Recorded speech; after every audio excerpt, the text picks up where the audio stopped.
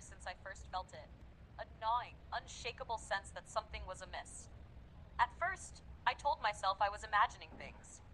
James and I had been married for 8 years, and while our marriage wasn't perfect, I believed it was solid.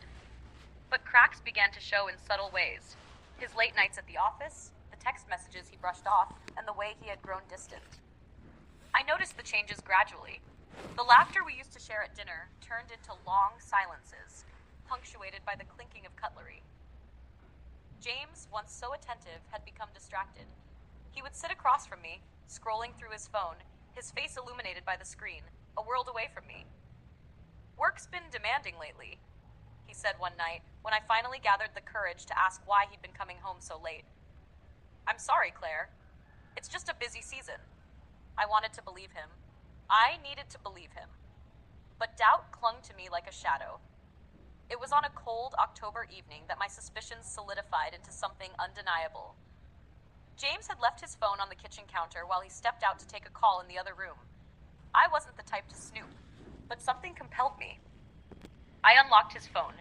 His passcode was still the same, a date from when we first met, and there it was. A text message from someone named Elena. "Last night was magical. I can't stop thinking about you." My heart plummeted. The words blurred as tears filled my eyes. I scrolled further, finding a thread of messages exchanged over weeks, maybe months. They spoke of secret dinners, stolen kisses, and promises that cut deeper than any knife. When James returned, I couldn't hide my pain. "Who is Elena?" I asked, my voice trembling. He froze, his expression shifting from confusion to guilt in an instant. "Claire, He didn't finish. The silence between us was louder than any explanation he could have given. For days, I vacillated between anger and despair. James admitted to the affair, but claimed it wasn't serious. "It was a mistake," he said over and over. "It doesn't mean anything. I love you." But love didn't feel like this. Love didn't leave you questioning your worth or your place in someone's life. I tried to forgive him. For weeks, I clung to the hope that we could rebuild, that our years together meant more than his betrayal. We went to counseling, where James promised to end things with Alina and focus on us. For a while, it seemed like he was trying. He came home earlier, made an effort to reconnect, and said all the right things. But my trust had been shattered, and the cracks only widened. One evening, as I folded laundry in our bedroom, I found a receipt tucked into James's jacket pocket. It was from a restaurant, a fancy place we had never been to together. The date was recent. My hands shook as I held the slip of paper, the weight of its implication crushing me. When I confronted James, he didn't deny it.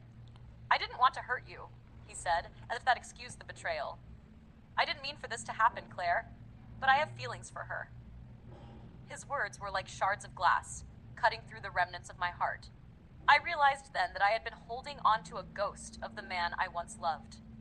The James I knew, the James who had vowed to cherish me, to be faithful, was gone. I moved out a week later, taking only what I needed.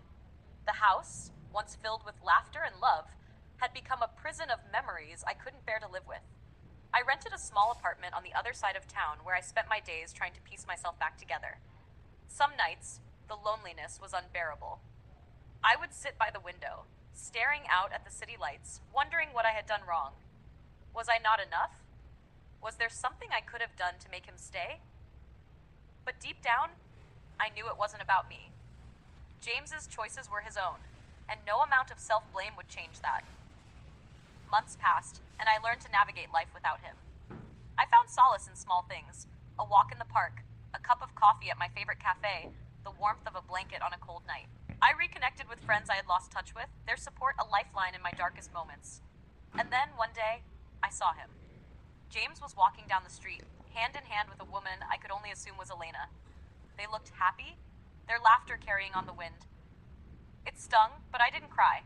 Instead, I turned away and kept walking, my heart heavy but resolute. James had made his choice, and so had I. I chose myself, my peace, my dignity, my future. The pain didn't disappear overnight, but with time, it dulled. I learned to let go of the life I thought I would have, and embrace the one I was building. It wasn't easy, but it was mine.